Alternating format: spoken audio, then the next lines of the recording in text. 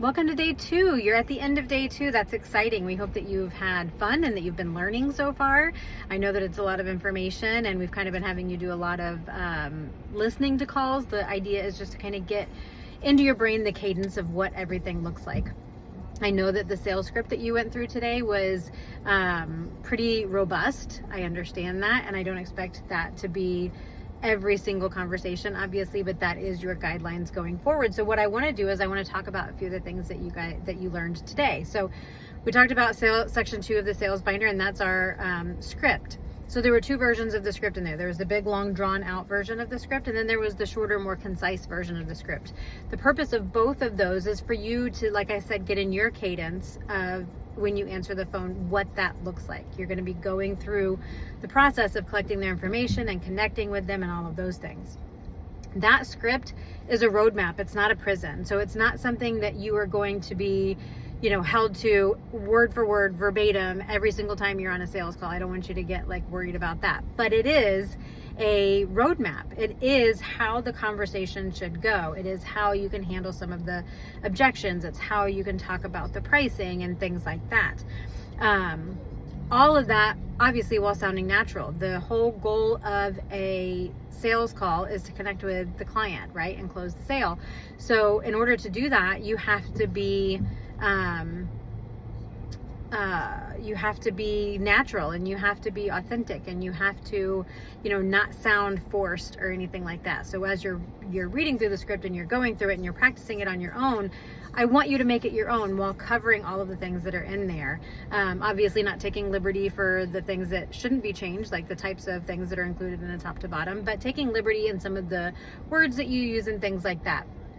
We are a professional company.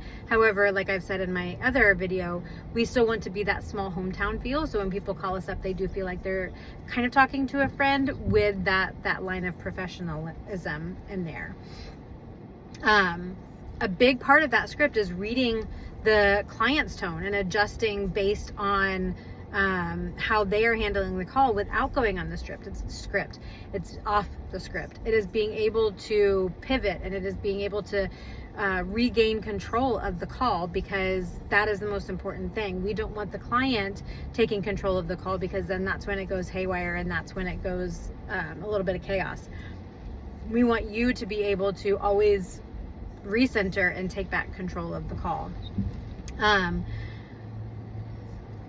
In the whole process, there's a lot of active listening that you need to be doing. There are a lot of nuance, and there's a lot of things like that go into a sales call, and you're going to be listening for red flags when you're talking to somebody and they're saying, oh, well, it's really important that I get in next week because I'm coming in from out of town and I just want the house ready for when we get there. Here's all of the information.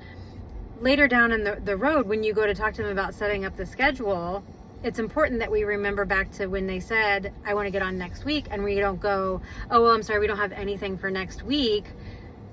We're going to put you on for the week afterward. So making sure that you're active listening. If a client is saying, I've been sick for a long time and I've tried to keep up, but I'm really not that great at it. That's another red flag. That's something, well, since you've not been able to keep up with it for a while, you probably need that top to bottom deep clean, actively listening to that. I know there have been a couple times, well, it's not as bad as hoarders. You're not stepping over any trash bags, but that still means that it's pretty bad. So being able to active listen and read and listen to what's not being said just as much as you're listening to what is being said. Sticking to the process protects the closing ratio. If you leave out any of the parts of the script, if you're not connecting with the client, if you are not selling the business, if you are not selling the service, if you are not asking for the sale, if you're removing any one of those, you risk not closing the sale. And the whole purpose of the sales role is to close sales and get jobs on the books for our technicians. The more our technicians are working, the better it is for the office. So making sure that you follow the process and that you get the information that you need while you're on the phone with them, and you don't skip any parts of those. There are going to be times, when you're on the phone and you really connect with one client more so than another client. You can add your own personal style and your own personal flair. I'm sorry, there's something going on where I am with the police officer and somebody else, so that's why I keep looking. Ignore that part. But there's going to be times when you feel like you can put in your own personal style, like because you connect with them a little bit better. And that's okay too. As long as you're not veering too far from the script, and as long as you're not promising things that we don't offer, then I am okay with that. I want your personality to come out, and I want you to shine in this role. I know that every day Amanda is going to be doing these past fail sheets with you for the first 2 weeks of your training. And I just want to reiterate the expectations. We want you to be eager. We want you to be coachable. We want you to ask questions and be engaged.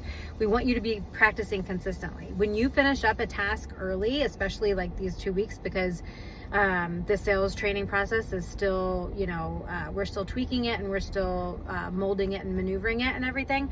So as you free up time, go back and study some of the other sections. This isn't just like a one and done. So you've read section 1 of the sales binder, and now you're done with it. You passed the test, let's move on. All of these things are just things that you can be going back and continually going through to make sure that you are retaining it, and to make sure that you do understand everything. And if there are questions that come up, please ask. Like, Amanda is there.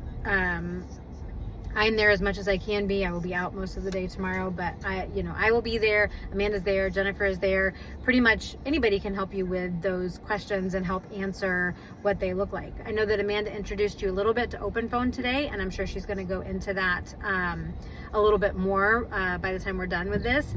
And that is our phone system. So that is where you'll be making phone calls to and from, text messages, things like that. But that is the basis of today. The big thing about today is that sales binder that you went through with the script. And then the last thing I want to touch on before we review the other things is the anatomy of a sales call. I kind of just briefly touched on it, but basically every sales call has 4 components that it needs. You need to connect with the client, make some kind of rapport with them. They have pets. Oh, great. I love pets. What kind of pet do you have? Or, they live on such and such street. Oh my gosh, I know exactly where that is. I used to eat ice cream right around the corner. Whatever the case may be, connecting with them, finding a way to connect with them. Emphasizing the value. So you're selling the value of what we have. We are not the cheapest, and I don't want to be the cheapest. But that's because we bring so much value to what we do for our clients. So understanding the value, understanding what we bring, and being able to sell that properly to our prospective clients. Selling the company, being well-versed in what our company stands for, being well-versed in our core values, being well-versed in my story, being well-versed in what the technicians go through and what our vetting process looks like, where we're active in the community, things like that, making sure that you understand the company and that you can really sell the company. And then the last thing is asking for the sale. The last thing that I want to hear on a phone call is, great, why don't you look over that and give me a call back if you have any questions, and then we can get you on the schedule. That should never be how a sales call is ended. Every call, we should assume that the person is going to be closing. So whatever we have to do to work towards that, obviously without being a pushy like car salesman or whatever, but that's the goal of the sale, is there should always be an ask at some point during the call. So after you went through the sales binder today, you went through the property appraiser's website. Just make sure that you are familiar with that and continue to look over that, as well as Zillow. I don't know if we got you before and after pictures to view today, but if we didn't, we can get those for you tomorrow. And then when you came back from lunch, you have been going through the pricing for profit bonus phone quotes. I know that some of those quotes are a little bit older. Some of the information may seem a little bit dated, but they are all still good for the sales process in general. And I think it's really good for you to listen to all of those. And then also all of the phone calls that Amanda has been listening, or has had you listening to. So I hope you have had a fantastic day. I hope that you are excited about this position, as excited as we are to have you.